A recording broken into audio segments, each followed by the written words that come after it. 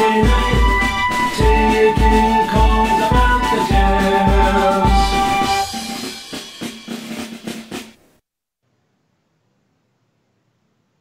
Hello, good evening and welcome to Rangers Radio. Join myself, Oxford, on the panel this evening is the one and only Bridgeman. A big All-Star evening, gentlemen. Evening, Ox. How are you, mate? I'm alright. I'm a bit concerned, mate. Oh, concerned? Interesting.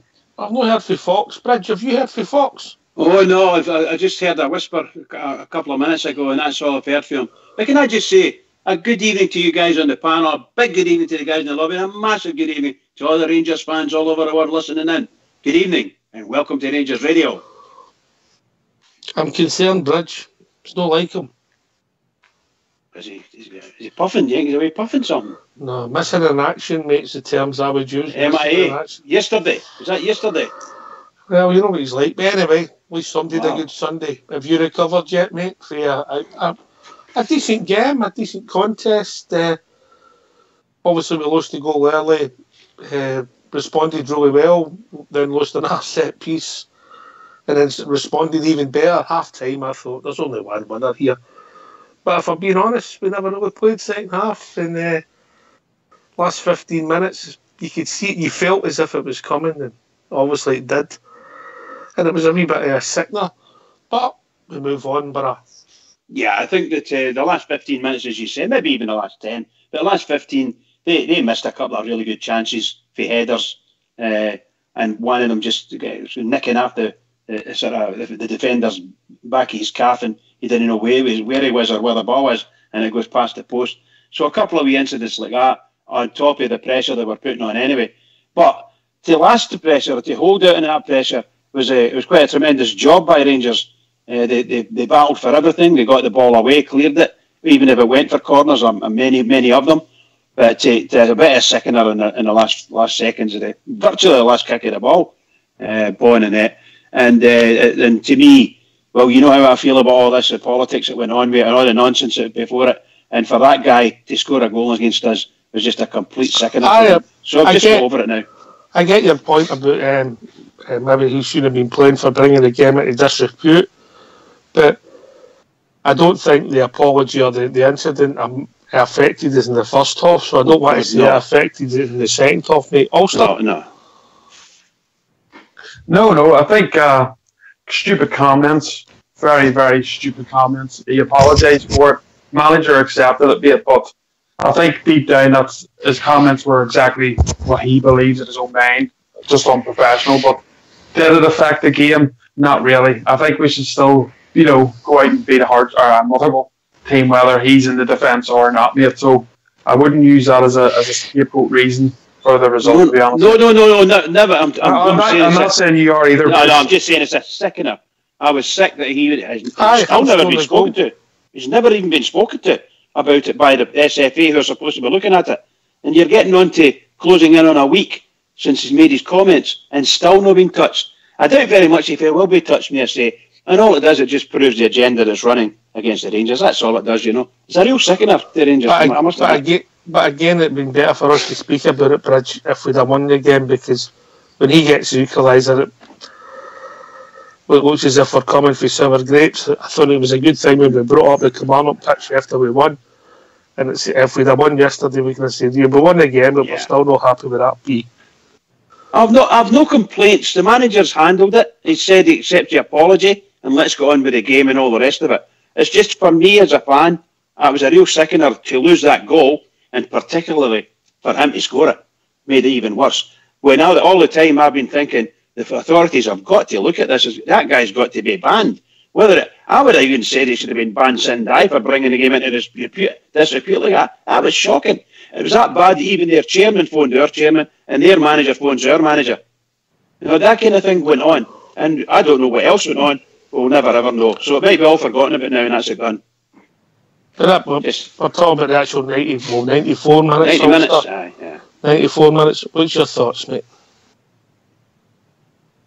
Well, obviously it was a wee bit of a mistake at the start. Slip. I think Golson had issues all day, to be honest, with his footwear. I don't know if he maybe didn't have a second pair of boots, maybe the studs. It looked like he was wearing the blades. It didn't if he's not got the right fit wear on, and if there's no spare fit boots there for him to change at any time, somebody should get motored in their club, mate.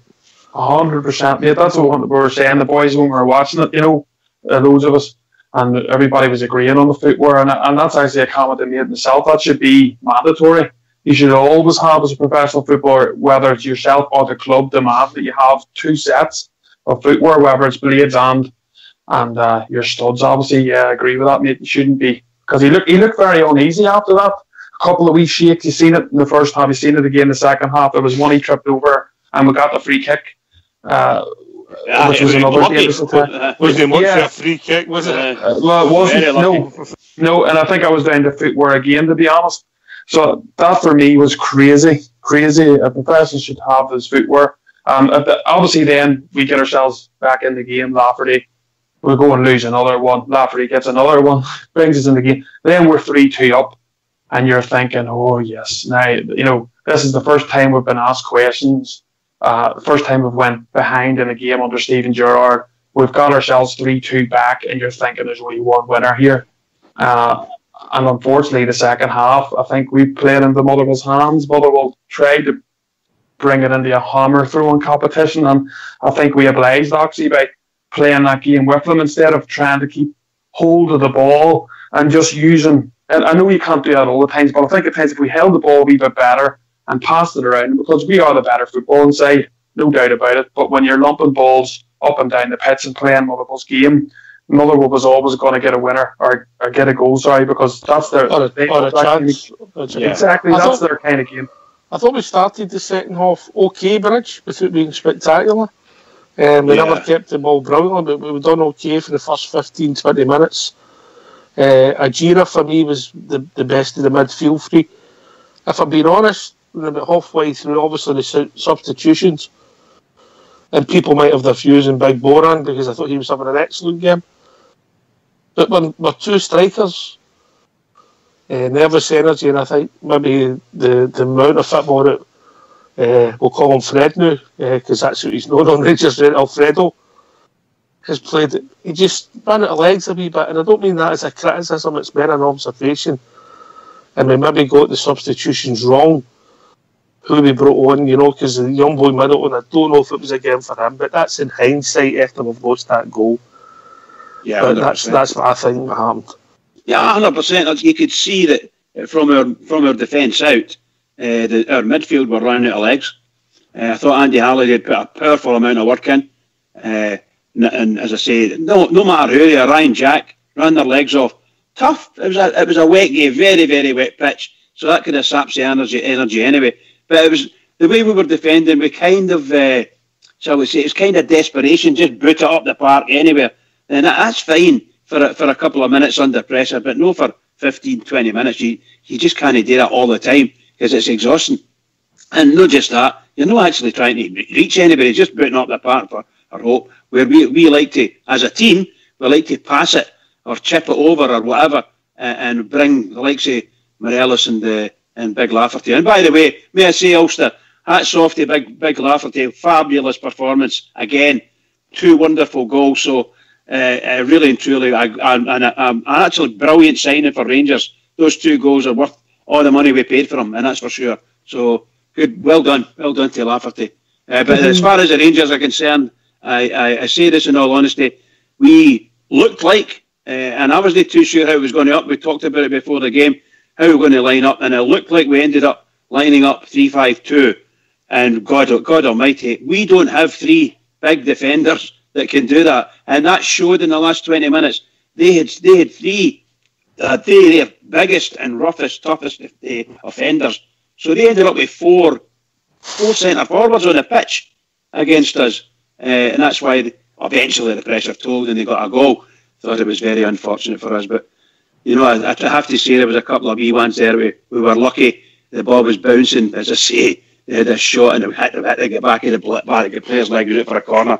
McGregor brought up a couple of nice saves, managed to get the ball. Wow, it's a very tough game for us. Very tough game. We can't play 3-5-2 without the proper manpower. at the back. We need big fellas. We need big bruisers at the back to go up against big bruisers. That's my honest opinion. I think in the first half, Bridge, there was problems with our shape. Golson never looked comfortable the whole game, but I thought Katic was the best of our defenders.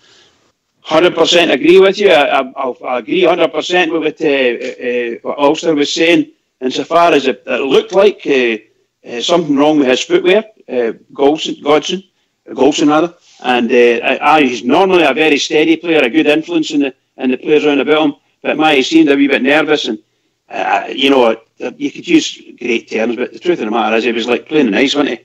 That's what he looked like. His feet weren't steady at all. Even when he was out of the right back position, he normally just clears the ball very nicely there. He was actually just batting the ball into touch and things like that. So his worst game since he came to the club, poorest overall. Poorest. It's still had a great game. If you could call it that. I thought all of our players played a good game, but our game wasn't that great. Let's put it that way. But I'm not going to blame anyone. I think we need to look at it, as the manager says. We need to look at it. I think Tavernier had his probably most obvious poorest defensive performance when he was needed. And it was mostly from set plays. So all the defensive blunders that could be made were all looked as if it was going to that game. And Tavernier lost his man twice. So different men, of course. I'll give you my criticisms. There was a lot of positives for me, but I'll give you my criticisms, Ulster, yeah? Yes, go ahead, mate. Obviously, Connor Golson slipped. It can happen to anybody. And I think even Alan McGregor had a wee bit of a slip when he was coming out as well for the first goal. We lost the goal. The second goal, free kick, James Tavernier let his man go. It was his man, mate. He was marking him and he left him, and the guy put him with a free header. The third goal, a combination of a lot of people. Steven Gerrard. You don't usually disrupt your defensive setup at that time in a match. Last kick of the ball. If you were going to do that, for me, you'd have took off Middleton and put on Wallace, just personally. He wasn't great, James Tavernier, and that. And personally, and it's no a criticism, I think Alan could have came and punched it. And if it is what he's done, it's maybe his first mistake in about 13 games because he's been absolutely superb. Thoughts, Ulster? Yeah, I think you're right, mate. We'll start with McGregor first. I think he could have come out for it, mate. But I don't want to give him too much because, as you say, he has been very, very solid since he's come back. But he probably should have come out. But there was Tavernier as well, maybe lost his man. The only other issue I really had with McGregor was his kicking was really bad on the weekend there. He kept kicking it to the right-hand side. It kept going out, a few times. I don't know, maybe that's something he'll need to work on. I'd rather probably see the ball come down. Did you not notice why the wind and the rain was coming? Well, that's probably did a lot to do with it. It probably did, Docs, but then you have to sort of change. If you've done it 2 or 3 times, I think you have to change your body round and sort of maybe kick it towards the left and then let it swing more into the middle of the park rather than constantly kicking it down the middle and it going out, But that's just a small issue on that. I think Tavernier defending, well, we talked about this before, don't we? His attacking ability is fantastic. Sometimes he is unplayable, but defending at times he can be a wee bit lax. And I think he was unfortunately at fault for a couple of the goals. Definitely one of them yet. But here's the positives, mate. How we responded for losing the goal. I thought some of our football was excellent. The catalyst in the first half for me was Big Boran. That left foot he has is superb, makes it so simple. He put the cross in, caused a bit of bother. Ball through to Big Kyle. Great technique in the volley. Got the luck with the deflection, 1 each. 2-1 down. The second goal, the positives for James Tavernier. What's a cross he put in? The big gazelle comes in. Glancing header. Goal could have done better, but 2 each. And the third goal, brilliant counter-attack. And then a reasonable finish by Ajira for his first goal. Maybe their goal could have done better, but 3-2 at half-time. I thought they were going to win the game. Anyway, we're looking for people's thoughts, Bridge. What's the number? The number's 0141 356 1972. Where else can they join us? Big Ulster. Join us at rangersradio.online, and if you look for the wee Skype link and click on it, you'll get yourselves onto the show. Yeah. And what can you talk about, Big Ulster? Everything Glasgow Rangers. Any issues or anything you want to talk about Rangers? Come on. What about relationships? Will they talk about relationships in any way? Well, if anybody has seen, heard, I've got any news on Fox, can you please let me know, because I'm deeply concerned about them. You're starting to panic, are you? I am, mate. You sound very worried about him. Missing in action, yes. Missing in action. You sound very worried about him. He might be tied up, Bridge. Literally. Love it. What are you saying, Ulster? No, just quickly when it's on my mind, there's a page called on Facebook called the Jardale Loyal, and they do a lot for us. They've been sharing our page and stuff to help us get a few more likes and numbers. So I want to thank them very much for that. There's an admin on that, Craigie Young, who's been in contact with, and he's helped us push the page through his page. So if any of you would like to join that page, just search for the Jardale Loyal and put in for a wee membership, and I'm sure one of the admins on there will invite you in. It's a great wee page. Yeah, well, you're keen shout outs, mate. 3 days to go. We're on Old School Blue. Macmillan Cancer. Get donating, lads. Get it sorted. Right, can I come in and... Oh, sorry, yep. pal, I do apologise. I was just going to say, I'd like a huge shout out to Borna Barisic. I thought he had an absolutely outstanding game for us.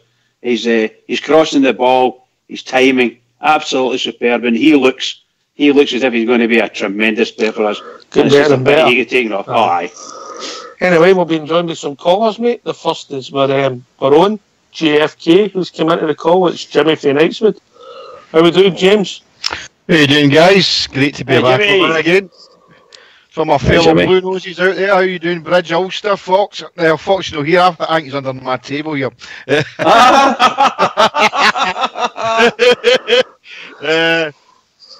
What can we say about a game, apart from the fact that it definitely felt like a defeat, guys, didn't it? A sickener, mate. It was a sickener. A sickener. When the team was announced in the formation, it looked as if we were playing the 3-5-2. I could understand why Stevie G had done that, because that's the way that the Motherwell play always, with the two big strikers up front, and he was trying to combat that. But if it's no broken, don't try and fix it. And the back four for me is always going to be the way Rangers are playing. What can you say about the first goal? Was a comedy errors, Goldson, and then Big Griggsy having a slip, more or less, and obviously the boy put the ball in the back of the net. Their other two goals, I know it's going to be Tav's fault. He's not picked up the man twice. Griggsy, for me, the third goal, he could have put a big fist in that and get it punched right out whenever he could. But the referee's got to be stronger than what he is, because Motherwell once again come onto that park and they bullied us at times. They just kicked and kicked and kicked, and I just thought we need to be better than that. You know, we need to, when we're going for a ball, we need to challenge better for it. My criticism is wee Fred. I wish wee Fred all the best. Obviously, the way that he's playing for, he scored his hat and something now, but he was back to his petulance again yesterday, getting into his wee moods and all that, and a couple of times I thought he was doing it a bit too easy. Play for the jersey, Fred, right? Play along with a big laugh and we'll score a load of goals. There's something gathering momentum here regarding when Big Griggsy fell on top of the guy who I'm not even going to name because he should never have been playing yesterday anyway. I was listening a wee bit of one of the radio stations earlier on. There's a kind of campaign going on that they're saying that the Big Griggsy gave him one, right? He laid it on him with the elbow and the knee. That's not what I saw, and that's not me looking through blue colour specs, guys. Big Griggsy's legs get tangled up. What's he meant to do? So he's going to go down, and if he takes a prisoner on the way down, that's fine. I'm happy with that, but the unmentionable on Snide Radio is now saying that he thought it was a vicious act. with Griggsy, and I'm not having that. Quite right, mate. Quite right. Aye, just disgusting. Overall, I'm not going to the only criticism I see was my friend. I just thought his wee petty lip was out there again yesterday.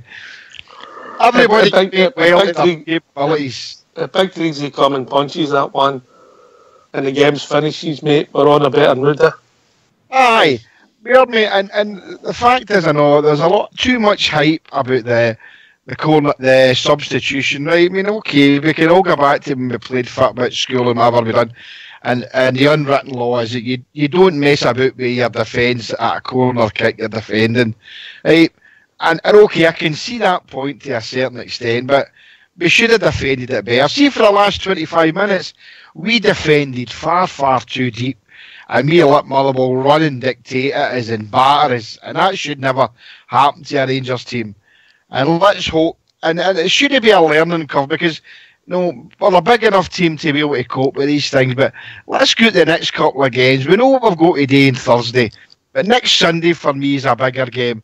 I'm going to just say something. I'm going to ask you a question, guys. I know we would say if we would like to have the two.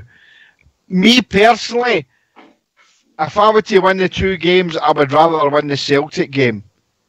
And I'm not saying for I'll tell you what we're going to do. I'm going to bring Rudy Bear in, Jimmy.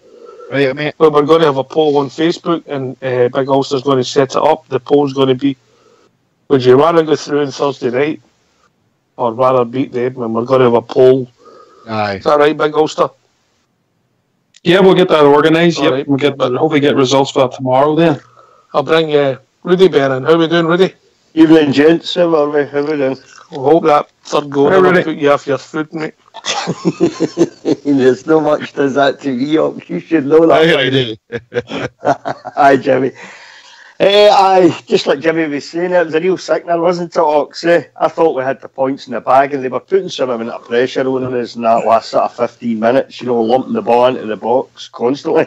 But you see, for half-time onwards, I thought in the first half he did really well to come back, they've gone down twice and they come back, goes in 3-2 at half-time, and I'm thinking, right, we've got this game won here. They'll get at half-time, Steven Gerrard, I'll give him a bit of talking to sort the plan for the second half. We'll come out in the second half, we'll score another goal or two, game over, 3 points. That's what I was expecting. I really don't know what happened in the second half, to be honest with you. We defended, as Jimmy was saying, way far too deeply. We should never have been that far in the park. Try to defend them on 18-yard line. And the way Motherwell play, we all know how Motherwell play. They come out there, they kick lumps at you, and they chuck big long balls into the box. That's all Motherwell have got. That's why I've repeatedly said over the last few years, Motherwell contribute absolutely nothing to Scottish football, in my opinion. And we knew how they were going to play, and yet we couldn't combat that in the second half, in my opinion. But when we, to lose that goal, and it wasn't just the fact that we lost the goal again in injury time. It was who scored it for me that made it even worse, than the fact that we lost a goal, and we dropped 2 points so late in the game, basically with the last kick of the game. It was who scored it for me, and it was a real sickener day, So we have to pick ourselves up now for Thursday night, because Thursday's important to us, as is Sunday, as is next Sunday. I was absolutely gutted, to be honest with you, because I thought in the first half they'd done really well to come back, and some cracking football was played. The boy Barisic for me was, I'd struggle not to pick him as our man of the match, to be honest with you. I agree with Bridge totally. I think that boy is just an outstanding left back, so he is. And I think he's just going to get better and better for us, And he wasn't really playing the left back position, was he? No, he wasn't. He was playing wide left and That's in right. a 5. It looked like for me in the first half. But just another thing, Ox, before you move on, mate. How many times do we need to watch Tav losing players on that side of the park? How many goals are we going to lose? We know Tav's not the greatest full-back in the world. We know that. He's seen the best and worst of Tav there at the week yesterday. His ball in for Kyle Lafferty was just superb. And he does that on a regular basis. That's what, that's the best of Tav when you see Tav doing that, the balls that he put crosses into the box are superb at times. But he's a full-back, Ox. He's a full-back, man. He's got to be back there. He's got to be, he's got to have his defensive duties in his mind at all times. He keeps doing he keeps making the same mistake for me. So he does. Well, he wasn't the only one. I thought the whole defence, apart from Barisic, I thought they were really shaky at the weekend. Really shit. I was surprised, actually, how shaky they looked, For the first goal, the big man slips, he decks it. Don't know whether it was a stud thing or whatever the case was, but he gets himself caught under the ball. He's starting to get back and he goes down, he slips down. But then, see, when I watched it again the day, I'm kind of wondering as well, why was Alan McGregor so far off his goal line? He's almost at the edge of the 18-yard box, and he allows behind him, he's got an absolute ton of space behind him for that boy just to knock the ball over the top of him. And McGregor doesn't need to be that far out, in my opinion. So I think the slip by Golson actually took everybody by surprise, including the referee and all the Rangers fans and everybody at the stadium. And the guy himself didn't expect the ball to come through him. And the goalkeeper, I would imagine, was quite comfortable to stand there just in case. And all of a sudden, they just, it was really, really bad. Really and truly bad. For that first goal, because it basically came from nothing, didn't it? Really? Absolutely, pal.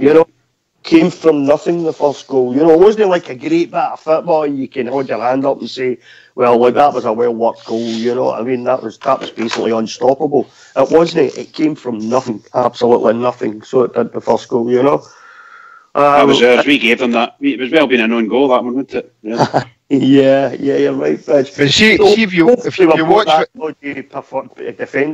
hopefully that's the defence got their dodgy performance out the way. You know what I mean? Because they were really shaky. Sorry, Jimmy, on you go. Well, as you watch Griggsy when he slips that, I think he's actually trying to step back. I watched the game a day ago when I recorded it, and I take what you're saying. I thought that myself how far out he was, and I thought. But I think when he was trying to move back the way when he's fit, he lost his footing, and defensively it was poor. I mean, we were wide open anyway, whether Goldson was. I mean, I'm looking where Flanagan was. Where was he supposed to be? He was miles away for the man he was supposed to be marking in that position. It's a bad goal to lose. We gave them 3 goals, and that's and they're getting a lot of credit. Some of the rubbish that I'm reading and hearing is that how that Motherwell really deserved the draw, and they actually in some avenues are saying that they probably deserve to maybe to win it. What pleased me is that, and I think Bridge said it earlier on, that's the first time we've been behind, and not just once, twice. This time last season, guys, we'd have got roasted. We come back. Twice we've been to a goal down and we come back and took the lead, and I thought that was great. Silly goal to lose at the end, but hey, let's not get on the spot. I've read some rubbish on some other forums and some well-known forums as well, and I'm not going to. I mean, there's people who watch the games in the telly, they kind of get to see the games at Ibrox and that, so I'm not going to start all this armchair supporters thing. But what I'm saying here is don't be arguing amongst each other. If somebody's got a point to make, please go and make a valid point. A lot of the BS is on about Sack Tavernier and Stevie G's are one bad game. Exactly, Ox, and it's absolutely disgusting. I mean, I think Macy's on here are all old enough to remember, and I certainly apart from me and Ulster, yourself. Thanks very much. Hey, folks, can I just? I'm getting some interesting about Foxy's movements yesterday. Oh no! But we've also been joined by Blue's Shadow. I think Blue's ex-military. We might need him to go and rescue Fox. I'm not rescuing Fox. I need a pit miner's helmet and a long rope. How we doing, Blue? Give your thoughts, mate. Well, but the whole game yesterday. Well, first, let's start off with the goals. First goal, nobody's fault. It's just one of these things. All it could be possibly could be wrong is, as Bridgeman suggested, the boy could have had the wrong studs on. I don't know what the score is. Second one. Now that's the one that annoyed me, because what amazed me more than anywhere else is Flanagan was supposed to be playing third centre back as Philip. Where the hell was he? He should have been the one that came barreling out, attacked that ball and got it well clear. Nowhere to be seen. Free header, boy. It was a free header. A boy, great finish by the boy, but it was a free header. As I said to the lobby, if McCrory had been playing, that goal doesn't get scored. He'd have been out challenging for that ball. He might not have got it, but the guy wouldn't have got it on target, that's for sure. And we come away with 3 points. Suspended McCrory, wasn't he? Was he? Aye, because it's right.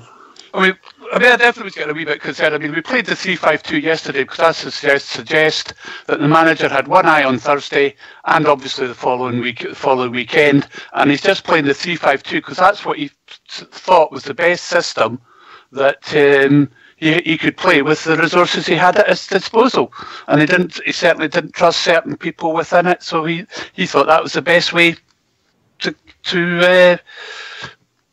reduce risk. So that's the way he played that. There's certainly nothing to be getting too concerned about. Yeah, we dropped a point. Yeah, it was at the 94th minute. That is worrying. That's something he's going to have to, keep your concentration up, boys. Last minute, that's 4 points down the tube. There's certainly many a championship been lost by less than 4 points. It was the same at Aberdeen, Blue Shadow. It was just the same at Aberdeen, wasn't it? That's the last 3 away league games. We've lost a goal in the last minute. Yeah. To equalise against us. I know it's a different season. Easter Road, Aberdeen, and Murray. That's it. Another thing about James Tavernier. Poor Tav's taken a right old roasting by a number of people. Oh, he lost us, he does this, he's going to have to buck up and all the rest of it. Forget it. It's never going to happen. James Tavernier is never a full-back in a million years. He's a wing back. That's what he is. When it comes to corners, I know James could come in and make last minute. He's done some fantastic last minute interceptions and the rest of it, but that's from open play. When it comes to corners, get him out like we used to do when it was Walter's day. Get him out on the right wing. Right up there, so as if McGregor could get the ball or whatever, or get hold of it quickly, you quick throw, and we're on the attack again, and get our fast boys barreling up the pitch. Get him out of the box, because he just doesn't. He can't keep the concentration, and he is a wing back, and I think Barisic is a wing back, and perhaps we might get used to seeing a bit more of this. I thought when Stevie G was thinking of bringing on somebody, and obviously he brought on Big Lee in it. But see, about a minute before that, 90 seconds before that, Motherwell had a free kick in their own half up near the corner. That'd have been the time to bring it, if he was going to think of bringing somebody on to try and calm the game down, slow it down a bit. Just to bring him on at that point, I just think don't say it disrupted the defence, because we know what Big Tav done for 2 of the goals, and it was abysmal. But again, I've got to say that some people have got to air themselves, instead of getting up themselves. But they can't keep criticising our players the way they do. For what we won last season to what we are this season is day and night. And Big Tav, as Blue said there, he's not a fullback. We've seen that, and let's see what happens in the coming days now before we play the unwashed on Sunday. There's a lot of rumours about this boy for Nottingham Forest now, and this other boy for Osijek. I don't know if that's going to come true before the end of the week. But overall, as I said before, guys, I'm more than happy with what's happening with my team now, and long may it continue. It's a wee glitch. God almighty, we dropped 2 points against Motherwell, but do you know what? It was we were in making, and it's not as if they played us off the park. We defended far, far too deep for the last 25 minutes, and that causes a lot of problems. We need to rectify that. Is that you coming in, Rudy? But I'll just say to Jimmy, and we'll critique performances on here about individual moves in the game, and try and be honest, everybody sees it slightly different. But there is the positives. Some of our football in the first half was excellent. Rudy? You're right, Ox. It really was, Subby. And that's what you know, I was really impressed with the first half because this season so far, we haven't gone behind at any point. Yesterday we went behind twice and came back and then scored the third goal just before half time. And that's why I'm thinking, right, they'll get at half time, they'll get a good talking to, they'll sort the plan out, come out, score a goal or two, game over. That's what I was expecting, you know. But something, you know, just to reply to what the point Jimmy was making there, you know, it's one game, right?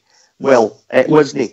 It was more than one game because we dropped 2 points up at Pittodrie in the last minute of the game, 2 minutes of the game, whatever it was.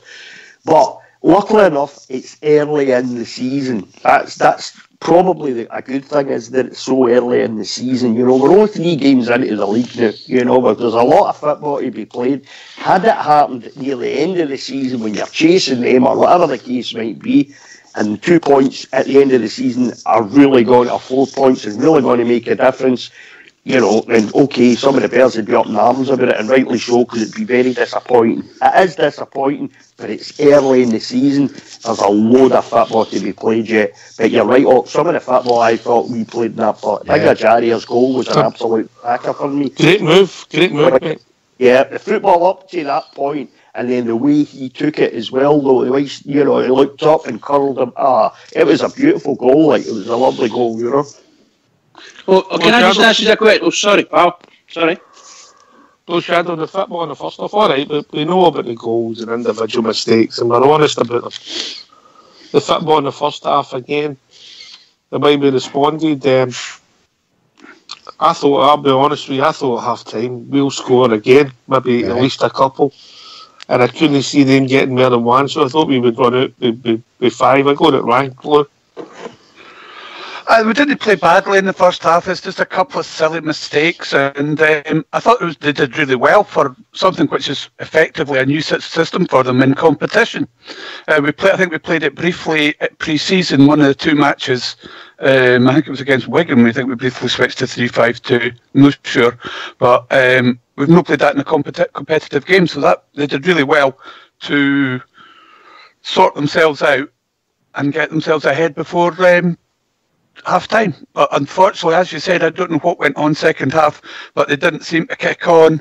I wondered if, like I just put the lobby, whether Ryan Jack just didn't know whether to stick or twist this time, because not only did he have Tav to cover for, but he had Flanagan behind him as well, who didn't seem to be doing that great a job. So I think that might have been part of the problem, was the midfield was just sitting too deep because he didn't have the confidence on what was behind him, with Goldson sliding around all over like Bambi on ice, as to whether to move to come further forward. So I think that might have been part of the problem as well, and why we ended up sitting so deep. And you come here. I was just going to say to the guys, I asked the question basically on for other Rangers fans. Is it possible that we actually, our manager turned around and says, look, let's hold out for the 45, and they've set themselves up and stepped back? No way, Bridge. You don't think that happened? We started the start of the second half all right. We were knocking the ball about well, pulling them out of the park. And also, the substitutions changed it for us. You come with it. I don't know if you noticed or no, Bridge, but it was when we did start to defend much deeper, when we started to fall back towards the 18-yard box, even Gerrard was on the sideline screaming. He's not half telling them. He was screaming at them, get up the park. Well, somewhere along the line, I think a decision was taken, this is what we're going to have to do, and it ended up defending basically on the 18-yard line. Certainly 4 or 5 of our players were back there. Yeah. Because... But the truth is that Motherwell actually pushed us back in the second half. We couldn't do. One of the boys just said there about Ryan Jack. Could it be Ryan Jack that just couldn't get the ball and couldn't find a man with it, or was it a Jerry not being able to find a man? Whatever the reason, we ended up playing way back further than we should have been, maybe 10 yards or 15 yards further back. And for some reason, maybe skill, maybe tired legs, maybe a million things. We just couldn't push out as much as we would like to, and we couldn't use the pace of Lafferty and Morelos because we couldn't find them. It was just desperation, hoops at the park and so on and so forth. But we did very well, considering all that. A great experience for the guys, but please don't ever do it again and lose a goal in the last minute. So I've got to say, last seconds, basically. I think when as soon as we seen Bowman come on, I think we should have realised the team. I mean, I certainly sitting and watching. I think this is the type of player who comes on and bullies you. I mean, we didn't stand up to him good enough. And Bridge and Blue, that would say that. I mean, I couldn't believe somebody defending me. We were actually parked on the 18-yard box. Sometimes we were even further back onto the penalty spot, and we were starting to just lump big boys back into their half. Rangers shouldn't be playing like that. Definitely no.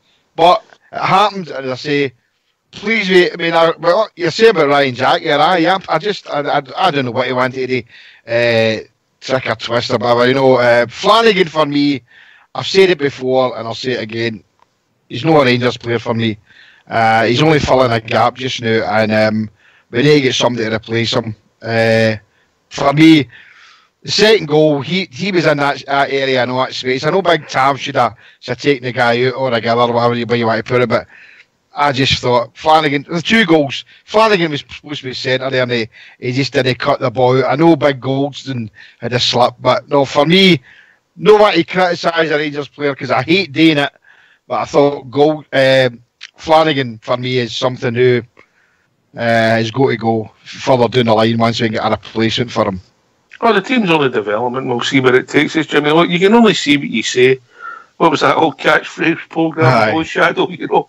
And everybody sees it slightly different, but... You're asking me for cliches, I know, I'll use all cliches, like... But everybody sees it slightly You go better different. places than this to be insulted, you know. I can't think anywhere any better than this. Can you, Big Ulster? Definitely not. Please, if anybody's seen Fox, please let us know. We are getting worried now, Bridge. Send us a text, for God's sake. Take a photo and send us a text. No, don't want any pictures. Oh, no. You see, can I just make a point there, Ox? That was a good point that Jimmy made, you know, when we were lumping the ball up the park in the last 15 minutes, you know, we were just trying to clear the lines a bit, you know, and it constantly, you know, it was like, right, get the ball up the park. See, when you do that, that's absolutely knackered trying to play football like that, because all that happens to you is it just comes straight back to you again with a team like Motherwell. They just punch it straight back into the box again. So you're constantly trying to concentrate. You're in the box, you're getting ready up the park, and within seconds, it's back in the box again. It's a really dodgy, it's a tricky way to play football, that, you know. We'd have been much better trying to keep the ball on the ground and just try and play through them. You know, I think the thing about it is, it's only my opinion, I think Alfredo was he put an awful lot of work into the first half doing the channels, he never stopped. Who's laughing? Somebody in the lobby just put Butterbean's put in. Fox has just been spotted. He's been into the big celebrity Big Brother house. Sorry, he's laughing in your conversation. No, he might be actually. That's what we're looking for. That's the information we want. We'll get him on the telly shortly. Fox meets Stormy Daniels. But we move on, and we're looking at Alfredo. For me, last 20 minutes had gone a wee bit. Big Kyle's had a lot going on and played very well and worked hard. Maybe in hindsight it might have been better. Sadiq for Morelos and putting Kyle out where the young boy Middleton was, you know, but that's hindsight, Jimmy. I know. I mean, I agree with you saying it was you said it, Ox. To me, it wasn't a game for young Glenn Middleton. The manager's got to make a decision who he puts on, obviously, but it's not the type of game I'd have put him into. You know, was it the rank substitution? Possibly. As I say, I don't like to criticise Rangers players. I know that, but we're a new team basically. Now, 12 new signings. That it's a complete new team, obviously. But I still stick by my guns and say that Flanagan for me is he's no a player that I'm keen on. I'll support him obviously when he wears a light blue, but apart from that, no, I just think he's playing it. He's playing at left back. And he's not got a left foot. You know, that's for me. I've never seen that many times, and he played in that 3-5-2 on Sunday, and it just didn't work for him. I say that is my only major criticism about the way the team played. Overall, I mean, in patches he did what he had today, but no for me, I'm afraid. That's just the way. But as I say, learning curve. We'll see what happens next game. Thursday night should be an interesting game. We'll probably revert back to the back four, but we've got to, you know, and then Sunday we'll see. It'll take care of itself, you know. All right. Just a quick update. I've had another PM. Somebody said they seen a guy with a big booth on, aimlessly walking about Byers Road about 4:30 this morning, and also Skipper's PM me really concerned because Cumbrian Bears also missing in that shoot. Oh no! Alright, so please, if anybody sees or hears from Fox, please let me know, mate. I need to know he's alright, my old Carolina. Right, Big Ulster. We've looked at all the negatives. We've torn our team apart individually. We've blamed Morelos, we've blamed Griggsy, we've blamed Connor Goldston, we've blamed Tavernier, we've blamed Flanagan, we've blamed Middleton. What about the positives? What about the big man with the 2 goals? Oh, Big Lafferty. He done well, mate, didn't he? He came in straight away and looked as if he hadn't been away before. He got whatever way the team was playing. He run into good free space. He was tackling in the midfield. He was coming back, winning balls, passing it out. One finished deflection, then another nice header. I thought it was fantastic, mate. It's just a pity he didn't get the goals to win the game. Unfortunately, we ended up drawing, but yeah, Big Rafferty looked at home, didn't he? And that's the same, mate. I think as I said before he came, I think we're actually inheriting a better Kyle Lafferty than the one that left. One who knows now. He maybe took for granted where he was before, but not anymore. He's a sorry boy who's got his second chance, and he's taken the bull by the horns. I thought he was fantastic on the weekend.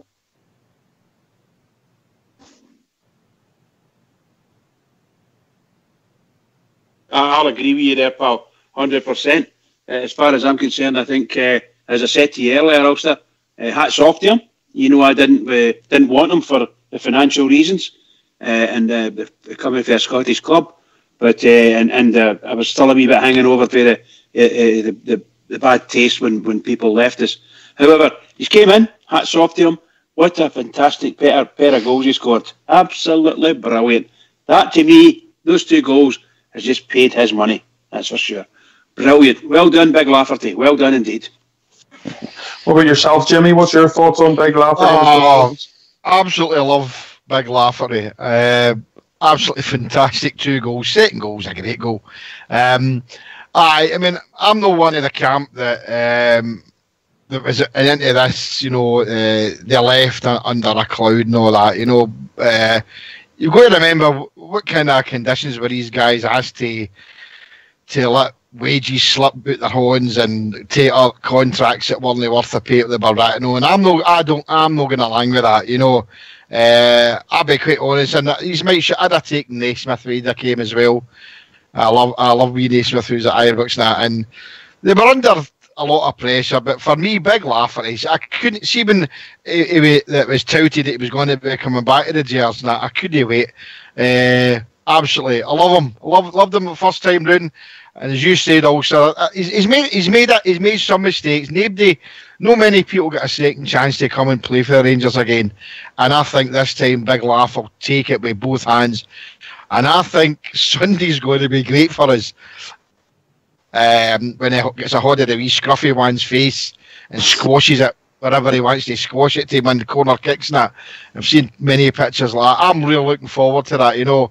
Yep. I think there's a lot of goals coming for him, and I hope Fred chucks in a few as well. And onwards and upwards, as I say, guys, onwards and upwards. I said Ulster when we were bringing him back in again. I would reckon he'd get 20 goals a season, and I still stick to that. He's got 2 there, so that's 18 now for me. If he gets 18 in the rest of the season, I'll be quite happy with that, because I think Kyle Lafferty is a better player now than he was 6 years ago. Yeah. And I think we'll get much more out of him this time round. I think he's got a calmer head on him. I thought he had an excellent game yesterday. I was really pleased with Kyle Lafferty's performance. If he gives us that on a weekly basis, scores the goals the way he did yesterday, look, what happened 6 years ago, as Jimmy's just said there, doesn't matter. It only matters that he does the job now that he's back in that Royal Blue jersey again. That's what matters to me. Yeah. And as long as he plays and scores the way he did yesterday, onwards and upwards, as Jimmy was saying. Yep, fine with me, man. I thought he did a great game. What pleased me yesterday, Ulster, was the way that he tried to help Morelos. He was always pretty close to Morelos when anything was happening, picking him up, pointing out to a referee, and generally playing as a two. And that pleased me because you need that if you're going to play together. Now, you might not be the best of pals off the park, but it's what you do on the park, and that pleased me with Big Laugh apart for his 2 goals. Yeah, I agree, mate. I'll tell you another thing, like, I know we were talking about on here, you know, obviously playing second fiddle to Morelos, that's what we thought Lafferty would be as an option, but I don't know, if the big man keeps putting performances in like that, I think it'd be hard to take him out of the team. Can you imagine that Borna Barisic is playing every game? You know, I mean, for instance, on Thursday he's not available for us. But you just imagine him playing every game and feeding balls in across to Lafferty / Morelos. Oh, excuse me, that's shocking. Sorry, guys. You're right in my face. I do apologise.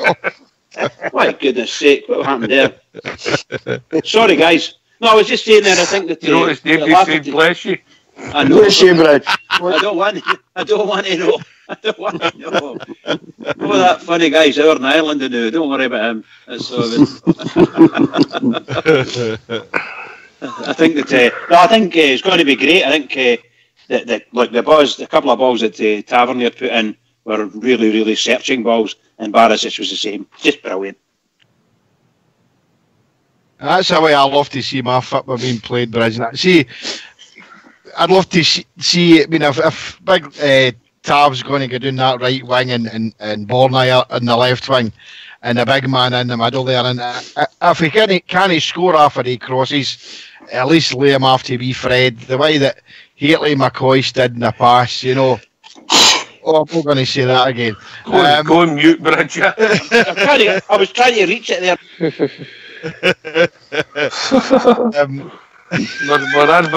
We're advertising lemon sips before the winter comes in for everybody. I do never want to.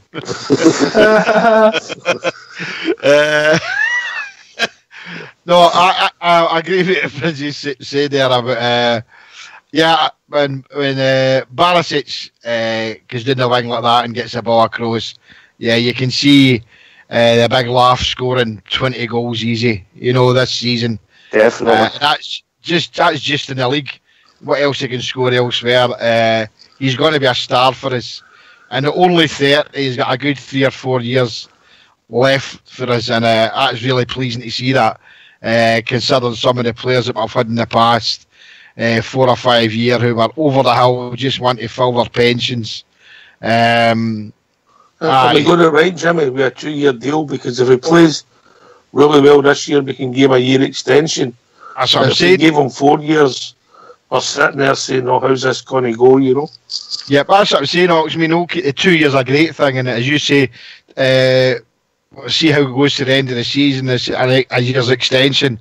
He'd only be 33 then, you know, and he's still got a lot of good football. It'd be great to get 3 great seasons out of him, that, you know, and for us to do 3 in a row and then only be under 7. But that'd be brilliant. Still need a couple of players we need, guys. You know, I think so. Still need another centre defender. They'll come. Yeah. A centre back guy. Can I just, when we're talking about Big Boring, can I go to Blue Shadow? Boring passing a match yesterday for the 3rd goal, mate. Aye. I mean, who's our 3rd goal? Well, certainly wasn't theirs. No. The boy, when he played it into Argira, mate.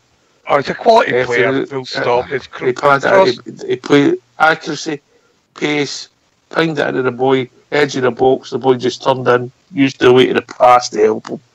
I mean, as I say, I was well pleased when we signed him. You know, his quality, he puts in quality, he's everything that Lee Wallace isn't. He puts in quality delivery, he's pinpoint passing, and if it was up to me, I'd go and get the one from the other side that we played against at Aussie Jack, because he was a hard working lad up and doing that wing, and hard as nails as well. And he hasn't half got some shot in him. Well said, Blue Shadow. Well said. Yeah, good shout, Blue Shadow. Big Born are our best player yesterday, followed by Ajira. Anybody? Aye, definitely. I've just got to come and say, of course, I was like a bit like yourself, Oxtear, with Kenny Miller. You know, I've always been a big fan of Kyle Lafferty. Is he one of your all-time favourites? Oh, absolutely. I've always been a big fan of Kyle. Hey, you know? Blue Shadow, you had Miller's archives in this show, you know, mate. But seriously, one match does not make a season. Oh, right. Yeah. So I would say he did well yesterday, but it's only his first match. Some guys are out, you know. Couple of matches out, they're great, they're fantastic and fall away. I'll wait and see with young Kyle. I'll hold my fire on that. Did anybody That's very kind of you. They were the best two players yesterday. Best two players, Big most Bonner. assuredly. Big Bonner, Barisic and Managerial. Fantastic play. I have to say that I thought Ryan Jack had an accomplished game until the last 15-20 minutes, and then we just weren't using him as a midfielder. He was just a body that can get in the way of the ball. That's what it appeared like to me. But it really and truly, once we get our midfield, and for instance Koulibaly, the engine man, the man that's going to be the engine in the midfield, and this is what I was hoping we would get from Arfield when he came on. I thought, well done, here we are. Now we're going to bolster everything up here. He's going to get the ball and take command. I'm afraid it didn't happen. Most assuredly, the best midfielder we had was young Jerry. Absolutely fantastic. And that ball for Barisic to him, outstanding pass, outstanding, lovely play, lovely goal. If I'm going to be honest with you, and I'll take this to Rudy and then Ulster just before we go to the tunes. The two substitutes come on, young Glenn and even Scott Arfield, again passed them by a wee bit. I don't know if Middleton even touched the ball really, you know. What did they seem, in all honesty, to me like the right decision? I mean, don't get me wrong, I'm not criticising Steven Gerrard because he's probably forgot more about football than I'll ever know, Ox, you know. But I'm not so sure I would have made that. Substitution, bringing Middleton on. As you were saying there about Ajaria, I think he was man of the match. Ajaria very closely followed by Barisic, and what I'm really liking about Barisic just now is it's for a big guy, the pace that he's got, the way he goes by players. See when he opens the legs he has up, he absolutely tonks up that side of the park, so he does. But Middleton, I don't think that was the right game to bring that boy on yesterday. Big Ulster said it, hammer throws. You know, you don't bring a boy like that on, you try and play against a team of hammer throws. Plus the fact, the way the game was gone, the game was just going to totally pass him and the midfield by, you know, as it did with Scotty Arfield. Scott Arfield was very ineffective yesterday, I thought, you know. Ulster, before we go to a tune, mate. Yeah, no, I can understand why he wanted to bring them on, obviously, try and get the ball again, try and play it, try and get Lexi Hartfield to bring young Middleton into play and hopefully catch him on the counter, and he would have caused them bother. But unfortunately, we didn't use the assets we have on the pitch, and we did fall into the trap, like Rudy says, of doing a hammer throwing match, and unfortunately, completely passed them two guys by. And it'd probably been best not even being on the pitch, to be honest, as it was going. But I can see why he tried to do it, but unfortunately, as the game was going, it was just never going to work. All right, lads, I've got a point for when we come back after the tunes, but if you don't mind going to mute. 30 years ago today, Rangers 5, Celtic 1. One of my mate Fox's favourite games, and this is one of his favourite tunes. So, but Fox, get in touch.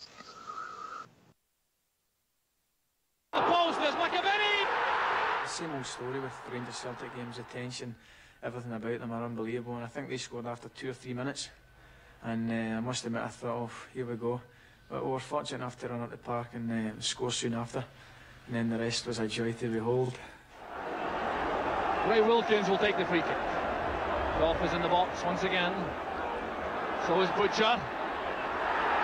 Back to Brown. Blocked by McCarthy. There's McCoist.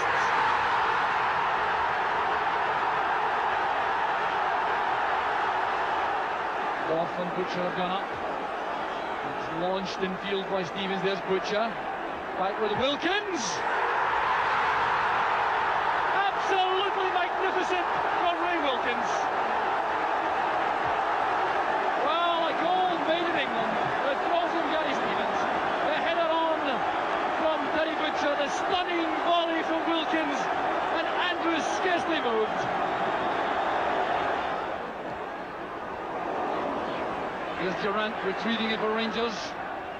McCoist nods it on, an awkward one for Andrews. The ball is in the net. It's a goal for Rangers. McCoist to Walters. Walters there facing McCarthy. Putting in a fine cross. Kevin Finkel. Walters to Finkel. It's 4-1 to Rangers. It was great play from Walters. Finding room for the cross.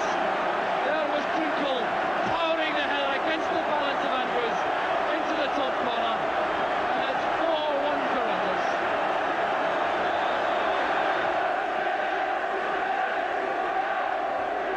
White judging the flight well. Of Brown. Making it trouble as Ellie McCoist. Down he goes this time, but Walters! Mark Walters makes it 5. From a personal point of view, When the Rangers win 5, Pastine Andrews, oh Rangers, you got me singing the blues. And my Benny, he scored that first. The beggars fought, it was the first of many, oh Rangers, you got me singing the blues. It didn't take long to realise when Super Rally equalised, oh Rangers, you got me singing the blues. And up stepped Super Ray, it was a 50-yarder all the way, oh Rangers, you got me singing the blues. Well, I never felt more like singing the blues. The day of the fight was the oh Rangers, you got me singing the blues. Well, Andrews clicked, he could not see when Super Rally made it free, oh Rangers, you got me singing the blues. Well, the Ibrox fans, they wanted more, but Kevin Drenko, he made it 4, oh Rangers, you got me singing the blues. Well, I never felt more like singing the blues. The days of the fight was the oh Rangers, you got me singing the blues. Well, Ibrox Park, it came alive when the bold Mark Walters, he made that 5, oh Rangers, you got me singing the blues. Well, Billy McNeil went home that night and he said to his wife that the Celtic are shite, oh Rangers, you got me singing the blues.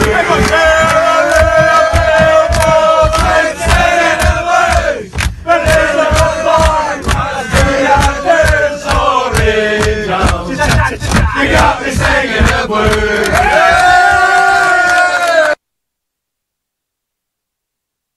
Yeah, Bridge. Oh, Rangers, they got me singing the blues. Absolutely brilliant. But well picked as well. That was a fabulous game for Rangers. That was absolutely fabulous. That was the game. That was the game. That was the game we should have got 7 or 8. that was the game. They were ready Some of the taking football, all of it. some of the football we played in that game, Bridge, was just outstanding to watch. So it was. Aye. It was mind blowing how good I it was. think that's the day they could have got 8. They could have scored 7 or 8 against that mob, and they just took their foot off the gas. And once Walter scored the 5th, they just stopped playing. In my opinion. People on a certain Mr. Souness and Mr. Cooper who took the mickey out of them, if I remember correctly, Jimmy. It was a great day. I remember I used to sit in the Govan rear at that time, and I remember looking at the clock when the 5th one went in, and there was still 31 minutes to go or something. And we were in 5-1, and I'm thinking, we're going to do this mob real good and proper today. And I wish it had happened. I think Ali McCoy to this day says that I think we took our foot off the gas a wee bit. We should have actually went for 7 or 8, and that would have been fantastic to rub their noses in it as best we can. We ran a riot with them that day, and it was absolutely wonderful to watch. And a man I'd met a couple of times, Razor Wilkins, what a gentleman he was. That's the way he spoke all the time. Very, very polite man. And what a goal he scored. And the joy in his face. You don't, when you're at the game, obviously we're all jumping up and down and celebrating. But when you see it repeated and you see the way he runs away after putting a ball in the back of the onion bag, it's absolutely wonderful. Gives me goosebumps even thinking about it. Beautiful day it was. But you know, Jimmy, I was there, and there's a whole load of other people who were there watching that thinking. And I must have I came in and thought, if we'd have scored the 6th, Celtic would have completely collapsed. Not that they didn't collapse before that, but my God, they would have just completely caved in. They wouldn't have known what to do with us, and we could have easily went on there and got 7 or 8, definitely. Oh, definitely, mate, definitely. It was there they were there for the taking, and it's just sad that we didn't go and date to them. And it'd have been brilliant to see us to hump them as maybe 6, 7 or 8 goals, but we should have. But hey ho, 5 old days. It was a special day, great result. 30 years ago. Wow. 30 years ago today. Wow. It'd been quite there hadn't been a result in an Old Firm game like that for a long, long time. Between that matches, it was unusual at that time.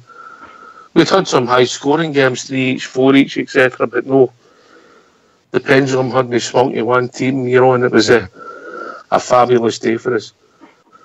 One question I've got to ask you. We talked about, we mentioned every player. And for some people, I read it somewhere today that somebody thought the game changed a bit when Andy Halliday went off, and nobody has mentioned him tonight. No, I said it to you yesterday. Sorry? Nobody has mentioned it tonight. No shadow.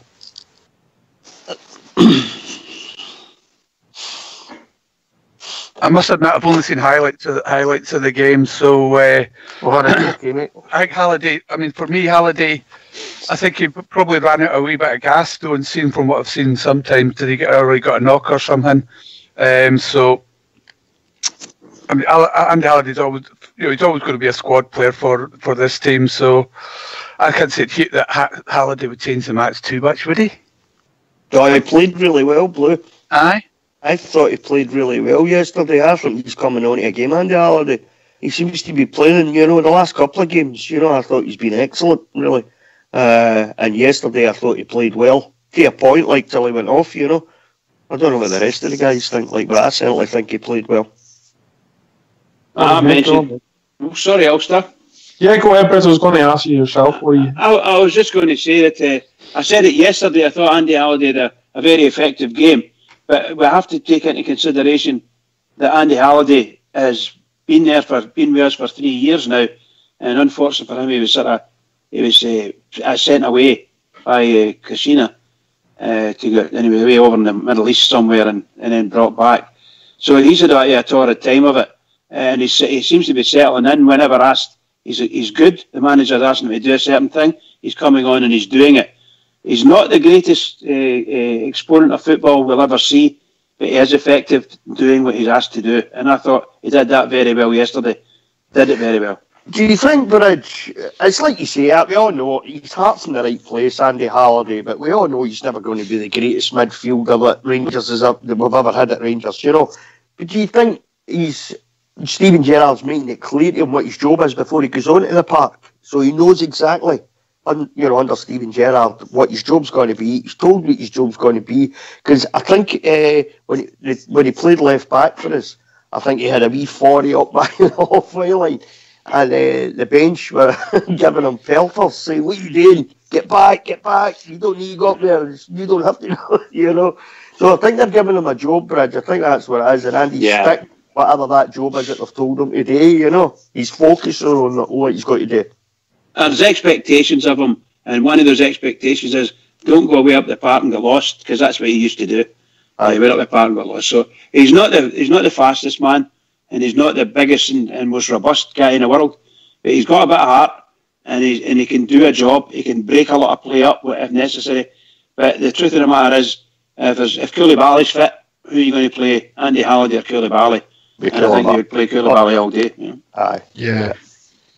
Jimmy, what do you think, mate?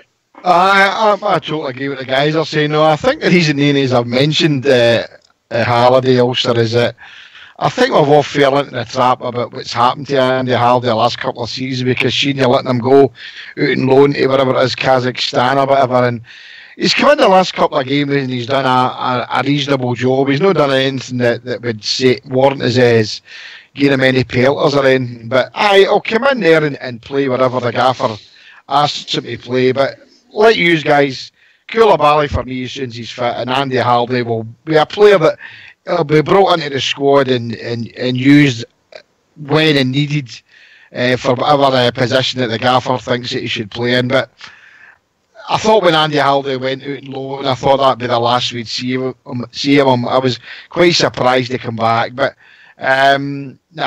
he's there. He wears a blue jersey. As long as he plays for the jersey, I'm all right with that. But I agree totally with what Ox said there.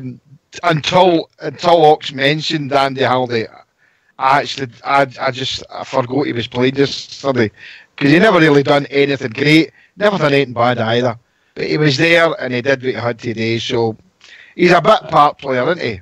And he will be, exactly, he'll be a bit part player, as you say. Koulibaly is back, you're going to play Koulibaly all day long, and even, Ryan Jack, if he's fully fit and, and he's firing on all cylinders, you'll pick Jack ahead of him.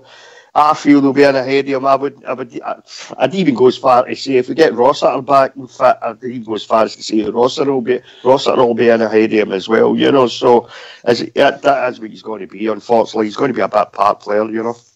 I think he's going to be honest, I think the manager and the manager staff like him. They appreciate what he's doing. He's a great trainer, and he's doing all the things that he can do, given whatever limitations he's working to. But the truth of the matter is, I think he'll see his contract out with Rangers, and I think Rangers will pat him on the back and let him go and say, cheerio, thank you very much. There won't be any fallout. Or indeed, obviously the manager's got the choice. He could actually keep him for one of these. He's an odd, he'll come in and do a general, I can do any type of job type thing, I hope they let him go at the end of the season when his contract's up, pal. I think as we get through each transfer window and we up the quality, Bridge, I think, we'll get to a point where Andy Halliday just won't really find a place in the team at any point, because... It's natural, isn't it?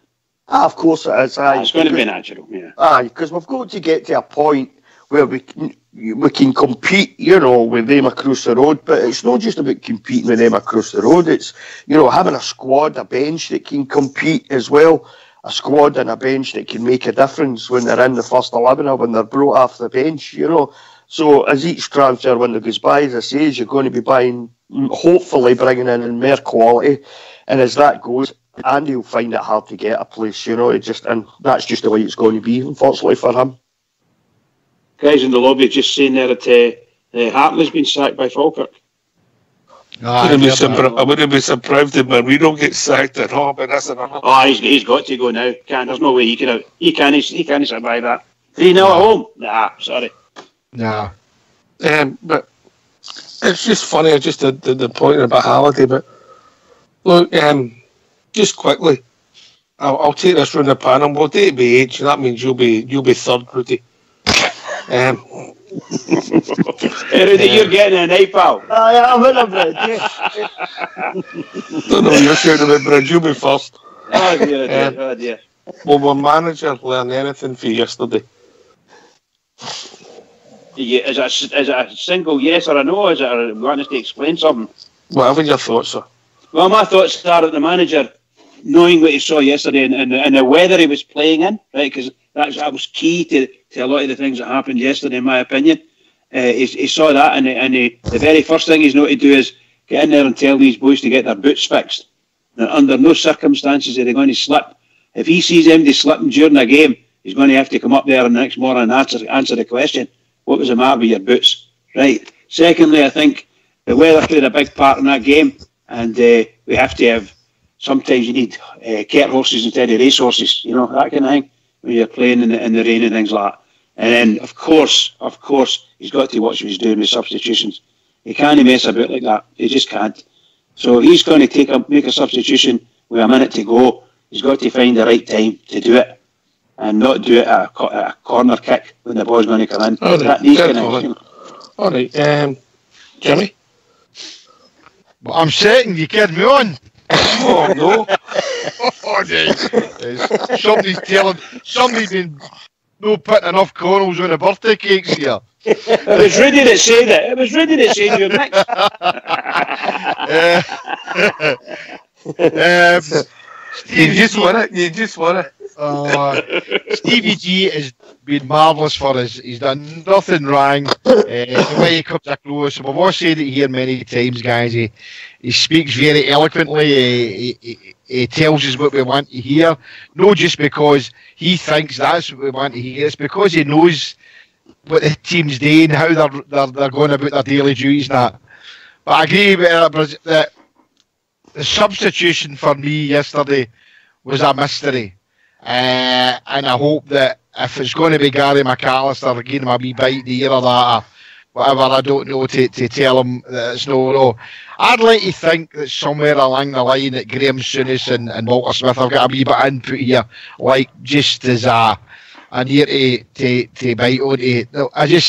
That was my only criticism of Stevie G since his game, is I just thought the substitution yesterday left me baffled. And I'm not going to say for 1 minute that cost us a game. The substitution with the wee boy Middleton, I wouldn't have made that substitution. It wasn't the type of game to be playing against a dirty dozen. Apart from that, everything's rosy as far as I'm concerned, and I'm looking forward. The guys were saying earlier on, it's only a third league game. Early doors, a lot of good football to be played, and probably a lot of bad football for us and all guys, because there'll be games there that, well, we should have won and we don't win, and vice versa. But hey, Stevie G, long may it continue. Long may it continue. I owe you an apology, Rudy. Blue Shadow, then Rudy. No, old Rudy first.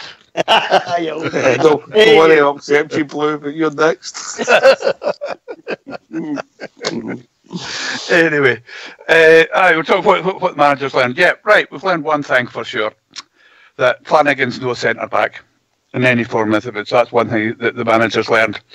More than anything else, I think he played that formation because he wants to rest his wingers for Thursday night. So I think it's perhaps something that he's going to need quite a bit of work on for the next time he brings out 3-5-2, because that's just no quite working yet. Needs a bit of work, but I don't think he's learned that much more about the players that he probably already knew already. Fair enough, mate. Rudy? I think the 3-5-2 thing, I don't think you'll see much of that again this season, because that, like Blue Shadow says, it didn't work too well. The defence didn't seem to know exactly what they were about yesterday for some reason, and up until this point, I don't think Steven Gerrard or the defence has put a foot wrong for me. I know we lost a late goal against Aberdeen, we lost another one yesterday, but, you know, Aberdeen was down to playing with 10 men, you know, and still try to keep concentrated, and obviously a wee bit of fatigue, you know. At 10 men, you've got extra work to do. I think it was like, what was it, 95th minute or something, when Aberdeen scored something, 93rd minute, whatever it was. You know, so that's something you might look at. You might look at losing a goal, because we'd lost one in Europe as well, so you might look at losing a goal late on in the game. You might sit and have a wee look at the formation yesterday, why they'll have thoughts on why it didn't work as well as they would have hoped it would have done. But I don't think we'll see much of that, because I don't think we've got the players right now to play a 3-5-2.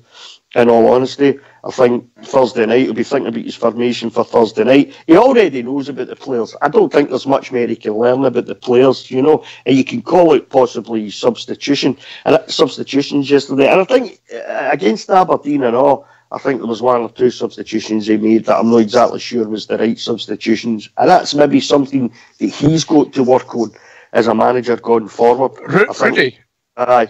Okay, do you think this has got anything to do with the injury that occurred down at Kilmarnock, i.e. we've not got a winger that we can swap out? It's a possibility, aye. I mean, they're supposed to be looking at somebody they know, aren't they? So, aye, that's a good shout, Blue. And maybe that was what he's just thinking. Look, let's sit. Because, I mean, up to now, Candace has been excellent up to now, I've thought. And he puts an absolute power of work in. Ryan Kent's the same. Ryan Kent's put a power of work in the last few weeks, you know. So maybe he's just thought it would be, it's a way just to give the boys a bit of a rest, because there's two big games coming up. They've got Thursday night and then against them on the Sunday. He's maybe thought, I'm going to need these two boys come Thursday and come Sunday. So he's maybe thought, maybe this is a way that I can give them a bit of a rest, you know. All right, it would have been me next, but we'll go to Root Ulster. It would have been you. I don't think so. On you go, Ulster. Calculator don't work anymore. Ox was before me and you, Rudy. Aye, the blue shadow. You're right, mate. I've just been poked in the eye by both your noses. On you go, Ulster. No, I think maybe substitutions. Wee bit of inexperience, because he is an inexperienced manager, so he is learning on the job.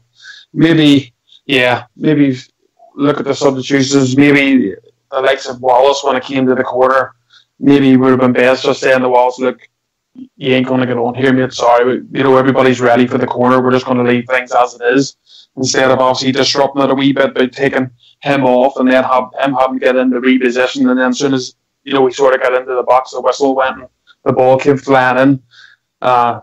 Maybe not play likes of a 3-5-2 away from home to Motherwell when we haven't really played that much this season. It's a game like Motherwell was always going to be tough. So maybe it was best trying to go with what we've went with this season, rather than trying a formation that was sort of new to us. I think that's the only sort of things. But I think he's ready. He said himself he'll learn from it. I know we used to laugh at that under previous managers because we heard that all the time. But I do actually think that Stephen Gerrard and his team will learn from it and will do the right things going forward. All right. Obviously the Gibbs gone, and we're starting to be two massive games before we move on to the international break. So we've had a poll in the lobby, and not so much in the lobby, but we will ask in the lobby, but in Facebook. What's the most important to go through on Thursday evening, or to beat Jimmy's second favourite team? How do you think it's turned out? Well, they've given you a lot of pleasure over the years, Jimmy. Jimmy! Oh, dearie me, man. Oh. Right, how do you think it's turned out? Quick predictions, keep it brief, Bridgeman. Come on, Bridge. Is he doing a Bridgeman again? He's doing a Bridgeman. Rudy, on you go. I can hear you. Can you hear me? We couldn't hear you. You were doing a Bridge. Sorry, no, I wasn't on mute. I got a big lag here. Sorry, boys. What was the question again? Sorry. What's the prediction for the poll? What's the most important? You're through on Thursday or winning Sunday? Oh, it's Thursday for me. Next match. What's the percentage-wise? We've had a poll. Oh, they've had a poll. Oh, well, I'm normally always on the wrong side of these things, so it's probably about 75-25 that the Sunday's games are most important for that. Jimmy? I think they'll probably something about 95% to beat the Smellies. Oh, okay, Rudy. I think I would say about 80% to win on Sunday. Blue Shadow. Rudy's been reading my notes again. I was going to say 80%. So I'll go with that as well.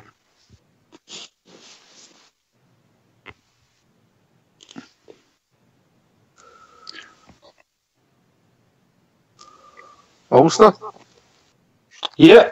Aye, well, the polls, it's pretty unanimous, but not just as unanimous as the boys were thinking. It's actually 65%. 65. Would prefer to go through. Yeah, prefer to go through or win the game on Sunday, and 35% would be more wanting us to progress on Thursday. All right, 2-1 then. 2-1. Yeah. All right. Interesting. It's funny how the fans, they see it differently, because I imagine if you're in the boardroom, you might look at it slightly differently because of the brand and all the things that go with Europe. But I get how the fans are feeling. Listen, we've been jump in there, Ox. Can I come right back to you, Jimmy? Because we've been joined by somebody and people will be really, really pleased to hear from him. We've been joined by True Blue. Evening, True. Evening, boys. True Blue. Brilliant, True. Missed you, mate. Aye, how we doing? You've been sadly missed, True. I thought Good to hear better. from you, mate. Aye, thanks, Ox. I thought I better come on and cheer you up a bit. You there, Bridge? Bridge, man. Yes, I'm here, buddy. You mind if I call you Sneezy? How's Sneezy, oh my God, that was shocking, wasn't it? 2 in a row. Dear, oh dear. How's Snow White? No way, aye. What's happening? What were you asking, Ox? I missed that, but I had to go. I don't know, mate. Did Blue Shadow asking about the poll? Did Blue Shadow ask you to phone in so everybody would move down one down in the poll? What's the poll? What's the most important game? You get through on Thursday or win next Sunday? Oh, Sunday. You always want to beat the Terriers, don't you? Yeah. Always want to do the Terriers. Delighted with what I've been watching anyway since Stephen Gerrard come in. Had my doubts, inexperience and all the rest of it, but I must admit I'm really chuffed with what I've seen. As far as yesterday goes, I know you've got to realise a lot of the players are coming up. First time at the club, walking out at Ibrox and then walking out there and realising what Scottish football is all about, So I wouldn't be too harsh on them. I felt first half yesterday did brilliant. Obvious slip up first goal. I know you've been all over this, but I'm just kind of summarising how I feel about it all. But quite happy with everything. Undefeated so far. Big week for us. The game on Thursday and the game on Sunday. Looking forward to it. It's great. How are you feeling about the whole thing, mate? Whole thing, I must admit. I deliberately stayed out the road, Ox chair. I was completely underwhelmed when Mr. Gerrard was announced, and thought, oh, here we go again, season tickets up, all the rest of it. Proved wrong, of course. The board has backed him to the hilt. We're supposed to be signing this Eros Gerdas today, the boy for Oziek. He didn't play against us, he was injured, but apparently a decent winger. He's a replacement for Jamie Murphy, so reportedly another 2.75 million. So the board's definitely backing the manager anyway. I think for Stephen Gerrard himself and Gary McAllister, there's a bit of a learning curve being had at the minute, I know Gary McAllister saying he knows the Scottish game, but he's been away for a while. When you get onto that part, you see them yesterday, It's all the hearts out of that. What was that movie again? With the ring and all that. They three up the front. But shocking stuff, there's players getting out there and saying, geez, oh, bit of a community here, It'll take them time to gel, it'll take them time to bed in, but I'm delighted with what I'm seeing so far. I think the most telling thing for me is a few of the games, you could name 7 of the team, as man of the match, nominate them as man of the match, and you wouldn't get a lot of arguments for everybody.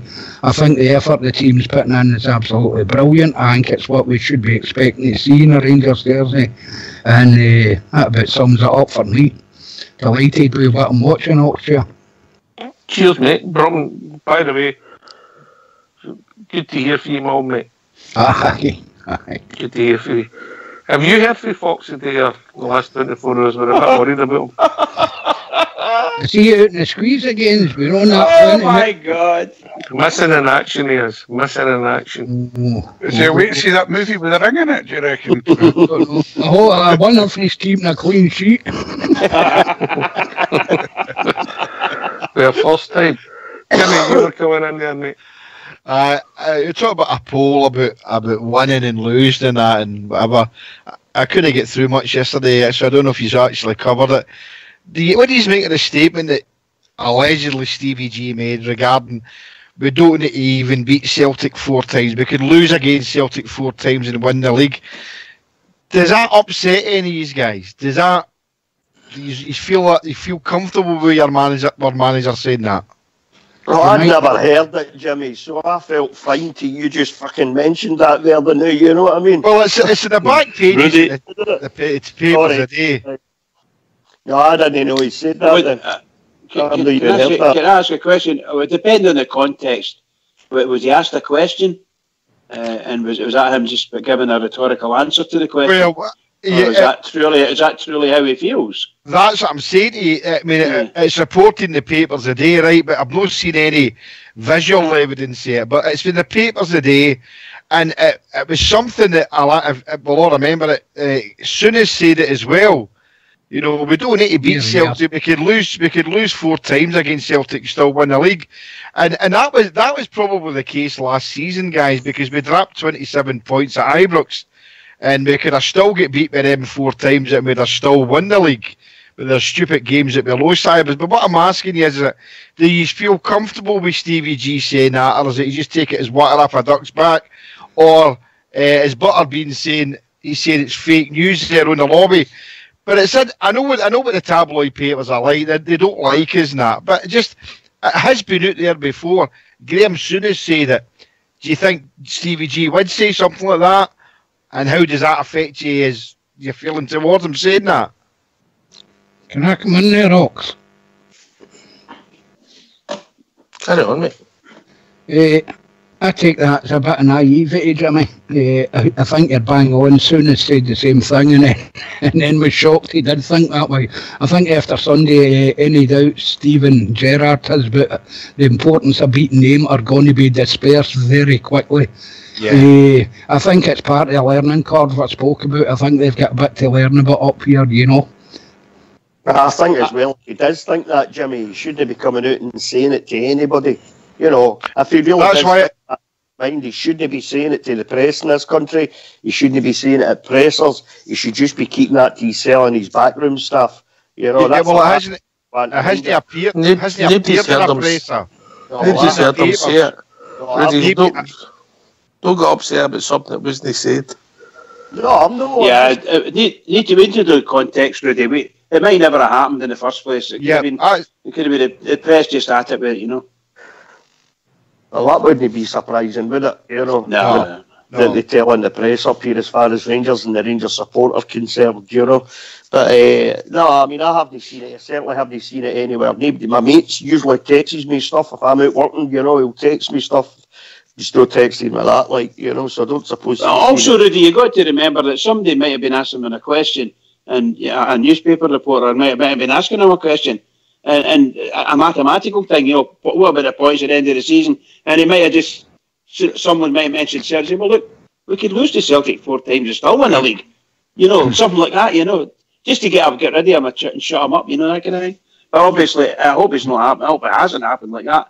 And I think it's just, I wouldn't be surprised if it was just fake. You know, I mean, surely as well, though, Bridge, I mean, you've watched these pressers as much as I have since he came in. He's too wise to get caught out like that, as they know, you know, I mean. 3 times he's told him he didn't want to talk about Celtic. 3 times he's said it, you know. So, I don't see him saying that. I don't think he said that at all, to be honest. Guys, I hope this works. This is it for the Sunday Mail yesterday.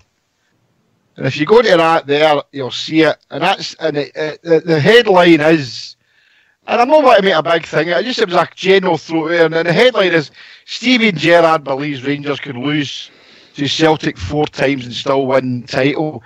And that's what Bridge was saying there. Maybe that's what he was asked. There's nobody's put their name to this, apart from it's a Daily Rebel. So nobody's put their name to it, or whoever, if it's that.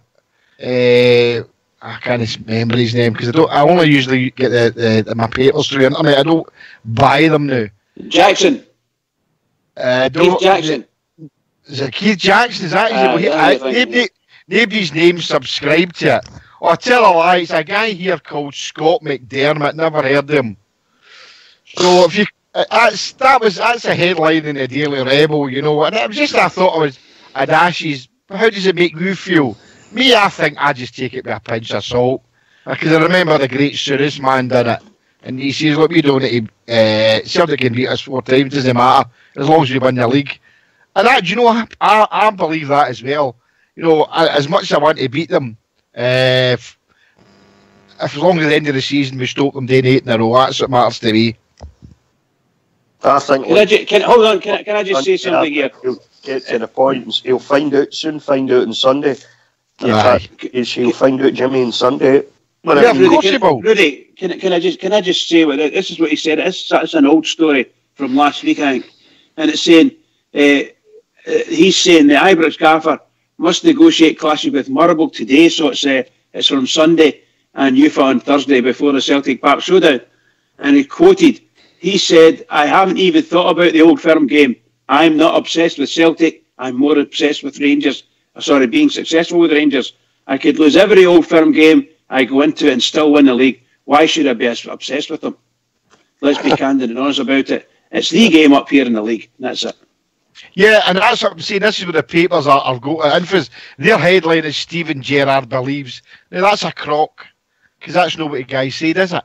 No, he's not believing it at all. He's just making a comment on it. Exactly. That's what I was asking you. How do you feel about it? And that's exactly, you've just answered my question. Because they're making it up as they go along. He believes. He doesn't believe that. Although Jimmy, we have to say, I think Rudy was saying a wee bit earlier, he does have to be, shall we say, he does have to get a wee bit smarter when he's talking to anybody that says reporter on it, or supposed trying to be a reporter. He's just got to watch what he's saying. However, that's him with a whole story. There's nothing in it. Exactly. He says there's a quote for Steven Gerrard. And True Blue, you said you were sceptical at first. You've seen him getting interviewed. Aye. He's been top class, isn't he? Aye, I think he has. It's naivety when they come up here, They don't really, you can go to that game as a neutral and watch that game and say, this mob's all mental. They're all mental at this game. But to actually live and breathe it 24/7, which he's going to have to do, he'll soon learn. He'll soon learn the importance of beating them. You know what I mean?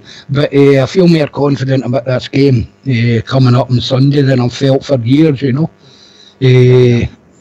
Definitely as far as the record goes, Jimmy, I know what you're saying, pinch of salt. The only way I would take the Rebel is a pinch of salt and vinegar. It'd be holding my fish and chips. That's the only way I'd do. I wouldn't wipe my bottom with it, being quite honest. A rag. Absolute rag. Here. Yeah, definitely. Absolute mince. What kind of chip do you go to? Very good. One that says salt and sauce. Right, okay. Right, so what? We've got a big game coming up on Thursday. We've got to use our squad. As far as the squad rotation, any complaints, Ulster? I don't know. No, I think he's having to do what he has to do. But when you've come away from a game on Thursday night and put everything in there, he's trying to take out players and then add players that he feels that can do a job. Going forward, I would just worry a wee bit that we'll maybe start to take our eyes off a wee bit off the ball when it comes to the league, and we'll maybe put our stronger squads out in Europe.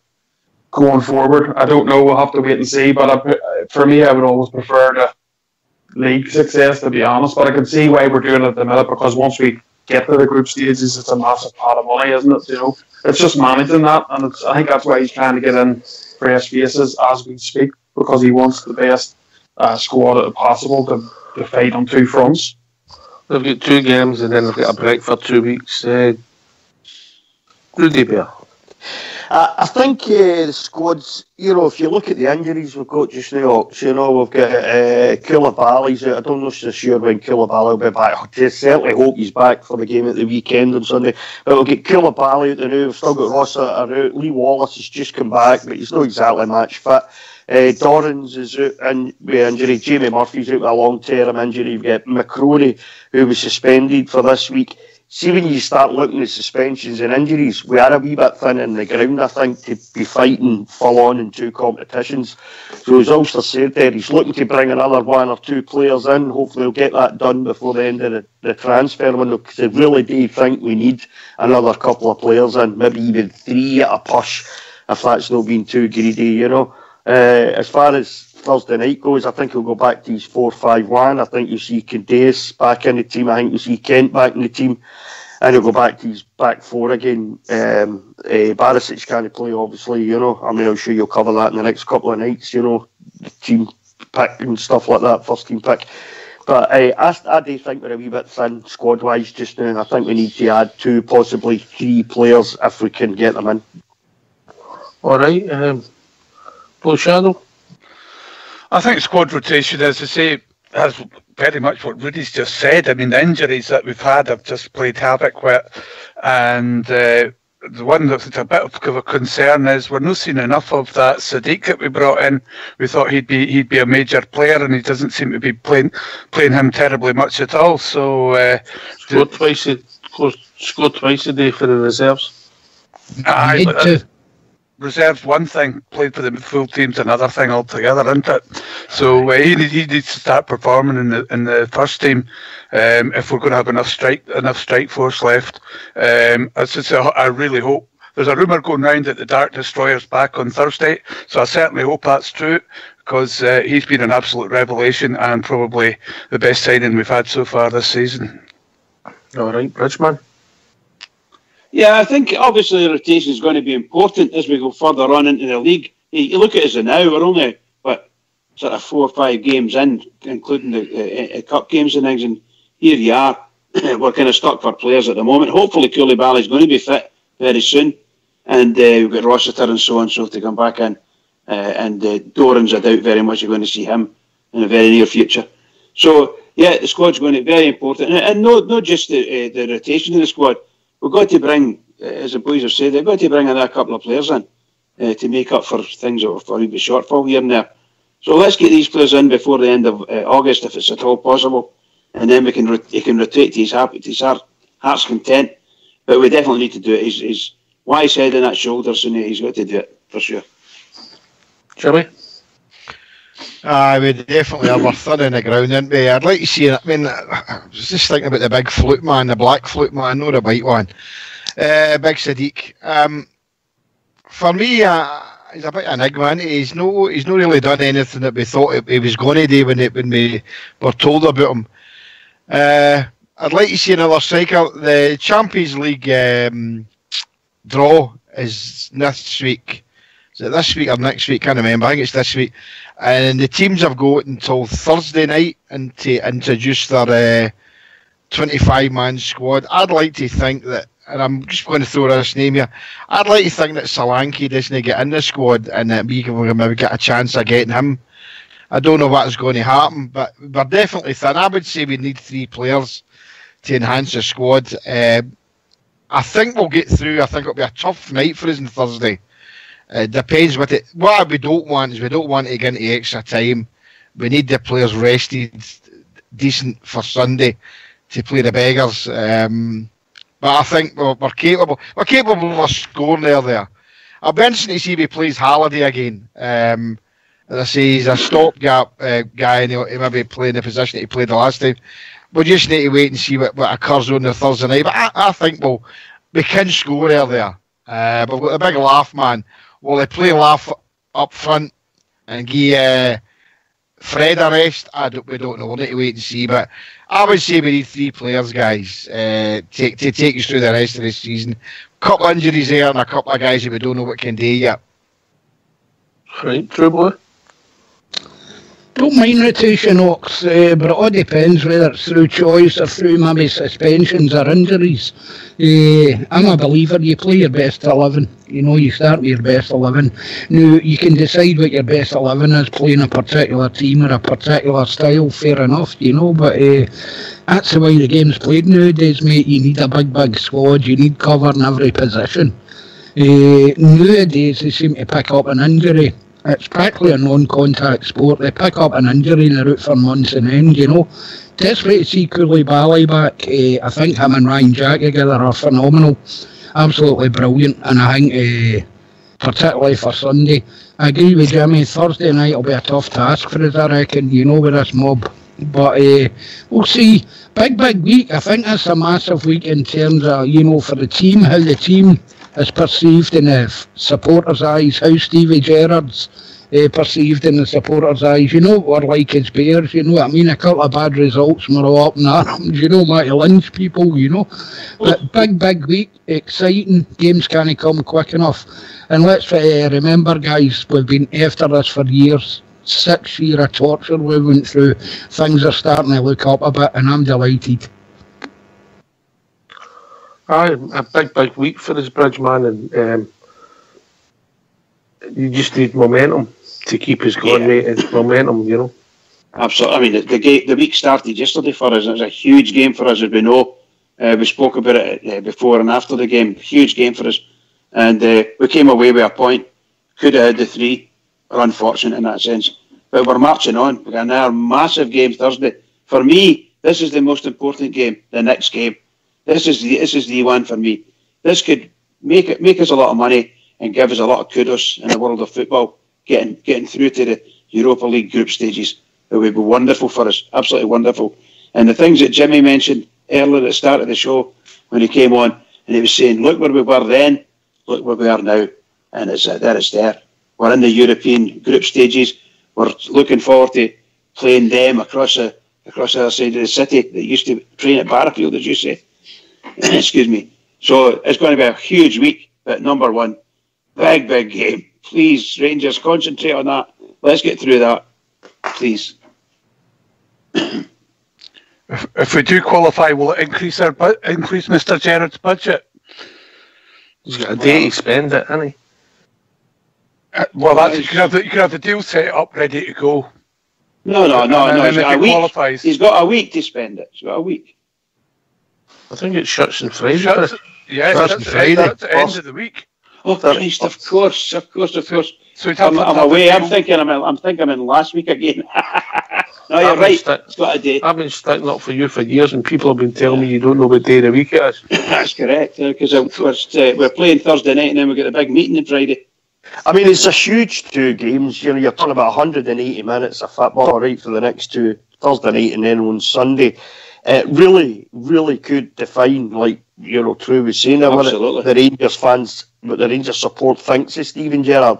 If he gets us into the Europa League on Thursday night and then go and beats the Tims on Sunday, he's got it made for me for the rest of the season, the man, you know what I mean? Because I think he'll just go from strength to strength after that if he gets to 2 huge games. The mere fact that we stumbled in Luxembourg just over a year ago, we stumbled at the first hurdle last year compared to what he's done just now in the Europa League qualifiers for me is a huge change for me. It's massive, and he's 90 minutes away from getting us into a Europa League and a European competition where the eyes of Europe are going to be watching him and they're going to be watching Rangers to see what happens, It's massive. So as I said about a week ago today, if we qualify, they don't, and we beat them on Sunday, that's my month made. Listen, you want them to qualify. I want them deprived of money, mate. I know that, but look, you want them playing on the Thursday the same as us. You don't want them fresh for the game in the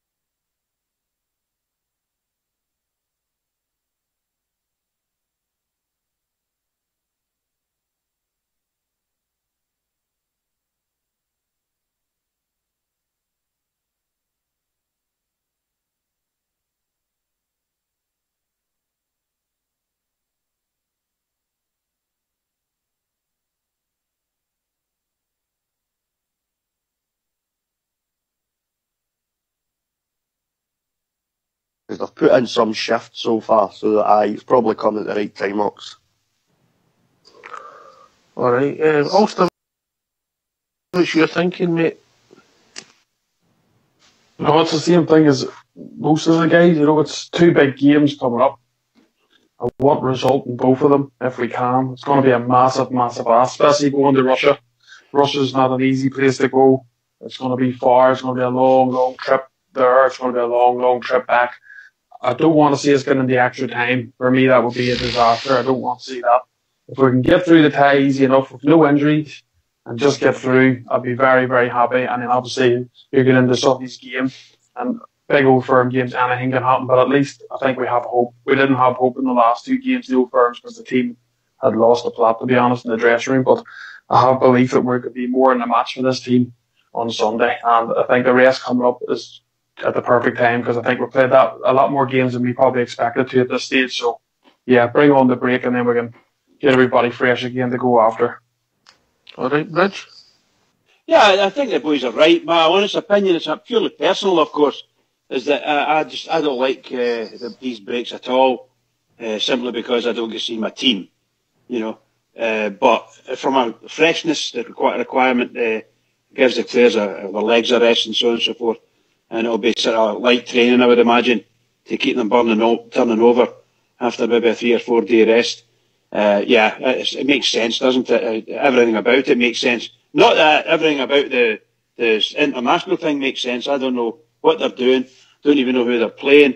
The one thing I heard was that McGregor's been selected and Ryan Jack isn't, and I can't believe that. However, I hope McGregor pulls out, for my own personal opinion, to get himself a rest. So, as far as I'm concerned, it makes sense. It makes sense. Don't forget, Fred's been picked. For Colombia. Colombia, is it? He's travelling there. They're playing for... I thought Big Egg had pulled him in. So he's got... It's because it's a world weekend for the... Absolutely, football. Absolutely, yeah. So, Fred's gone... He's playing 2 games against America and Honduras. I think Barisic has been selected for the... Croatia. They played Portugal. That's on telly on Saturday night. Anyway, gentlemen, there was a big subject that we never got round to touching, but we will be touching it maybe either late on tomorrow night or on Wednesday. Ulster, do you want to use a brief for it, mate, before Bridge? Yeah, this is obviously just about the fan zone issues. Susan Aitken, who's Glasgow City Council leader, she's back in plans for a fan zone for Hampton, but she's the same woman that put her weight behind getting the one for us, unfortunately, closed down. There's been a few different issues, so it's something we're going to look at, something we'll have to talk about, I think, because a lot of the fans want to speak about it and see what's going on there with Glasgow City Council. But yeah, it's something we'll come on to in detail over the next couple of days. Here, Ulster. Yeah. We need to out these people. Yep. Anyway, Bridgeman, last word for you. Well, what can we say? A marvellous night tonight. Marvellous. I do apologise to everyone for my sneezing. It didn't cause any damage, I'm sure, I hope. But I do apologise. I might not make one up tomorrow. I think I've got a virus. To all the Rangers fans all over the world, in particular Rangers fans on here on Rangers Radio, every single one of us, it's just ramping up, isn't it, for the next game? Seriously. But please, everybody, keep it going for the Rangers, because the Rangers really, really, really need us. Keep it going. Can I thank Bridge, GFK, Blue Shadow, Rudy Bear, the one and only True Blue, and Big Ulster for taking part in the show this evening. If anybody hears from Fox, can they please get in touch? Take it away.